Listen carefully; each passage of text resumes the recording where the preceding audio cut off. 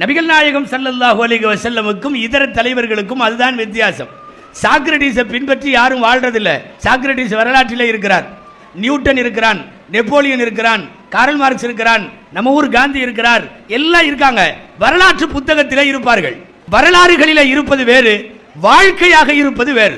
நபிகள் நாயகம் ஸல்லல்லாஹு அலைஹி வஸல்லத்தினுடைய மங்கா புகழுக்கு காரணம் என்னவென்றால் 200 கோடி மக்களின் வாழ்க்கையில ரசூலுல்லாஹ் இருக்கிறார்கள். நபிகள் நாயகம் ஸல்லல்லாஹு அலைஹி வஸல்லம் உண்பது போல் உண்ணுகிறது கோடிக்கணக்கான மக்கள். அவர்கள் உடுத்துவது போல், அவர்கள் நடப்பது போல், அவர்கள் உறங்குவது போல், அவர்கள் பேசுவது போல், அவர்கள் பழகுவது போல் எல்லாவற்றிலும் எங்கள் பெருமானார் இப்படி செய்தார்கள் என்று பின்பற்றுகிற ஒரு கூட்டம் ஆயிரக்கணக்கில் லட்சக்கணக்கில் அல்ல, 200 கோடி பேர் இந்த உலகத்தில் பெருமானார் ஸல்லல்லாஹு அலைஹி வஸல்லமை வழிகாட்டியாக கொண்டு வாழ்ந்திருக்கிறார்கள்.